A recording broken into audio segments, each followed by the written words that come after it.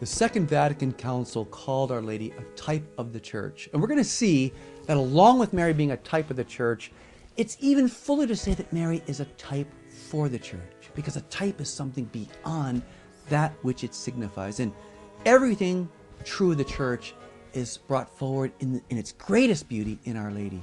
Hello and welcome to MaryCast. This is Dr. Mark Miravalle, Professor of Theology and Mariology at the Franciscan University of Steubenville. The Second Vatican Council, numbers 63, 64, and 65, talk about Mary as a perfect model for us, as someone we should emulate and imitate.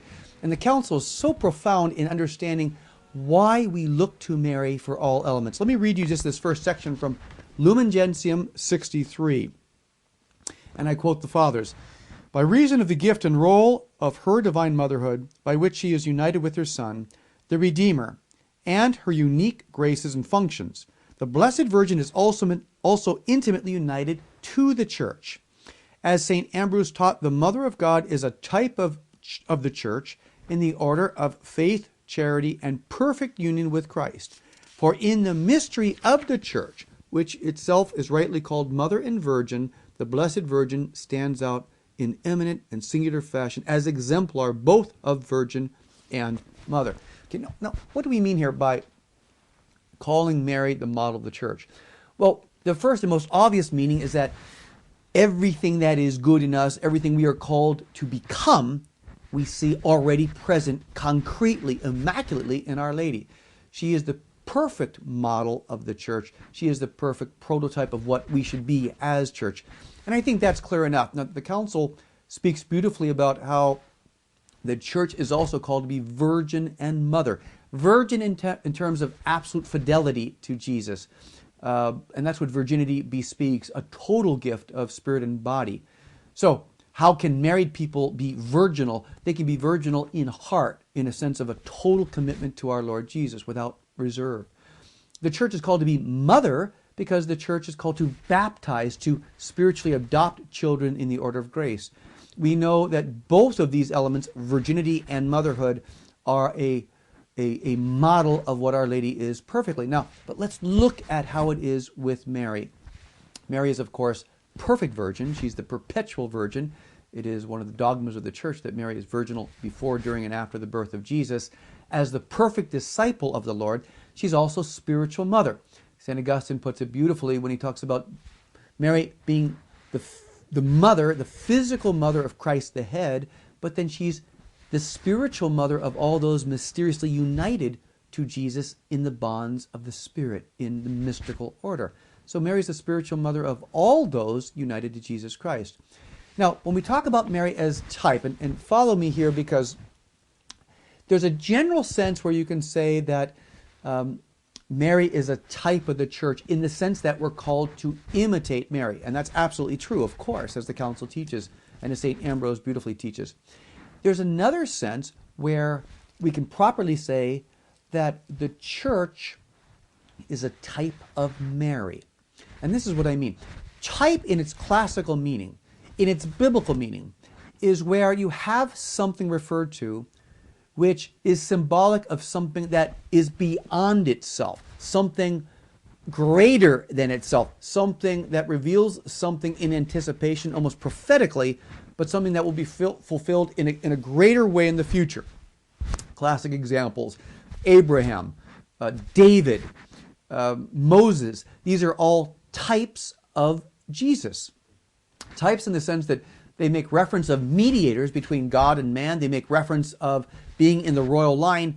But certainly Moses and Abraham and David are not the fullness of Jesus Christ. But they're types of Jesus. They symbolize something that will be fulfilled more in the past. So let's use that classic understanding of type when we talk about our Blessed Virgin. What is a type of which? The Church a type of Mary, or Mary a type of the Church in the fullest concept? Well, since Mary is the fullness of what we strive to be, it's appropriate to say that indeed the Church is a type of Mary. The Church, not in terms of history, but in terms of what it is in itself, what we call in theology ontologically in its being, the Church will never be fully immaculate. The Church will never be all that Mary is. So you could say that the Church is a type. It's something that leads us to something beyond itself, which is Mary herself.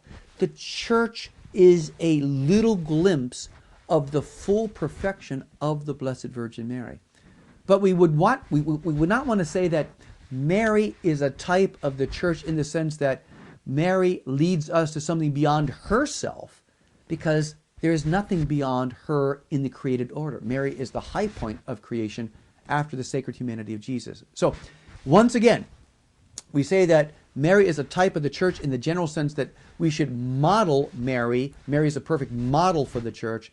But if we want to use type in the classic sense of that word, something that symbolizes something greater than itself that will come forward, then we have to say that the church is a type of Mary. As we grow in holiness, as we strive to be everything Jesus wants us to be, we move closer, ever closer to who Mary is. She's the fulfillment of the church.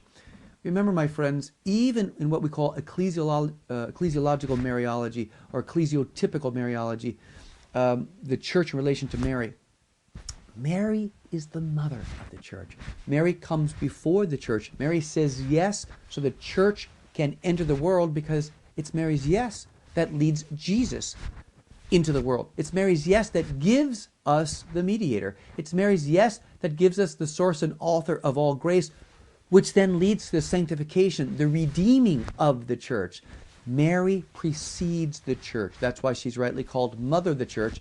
And then mysteriously, Mary is also the first person, the height of the church. So that's why we rightly say the church is a type of Mary. You look at the best of us and put the best of us together, and we only have a glimmer of the full perfection of what we are called to be in Our Lady. That's why things like the Assumption of Our Lady, that at the end of Mary's earthly life, she's assumed body and soul into heaven, that Assumption is a sign of what will happen to us at the end of time. None of us will assume body and soul into heaven like Mary, but we will have the resurrection of our bodies.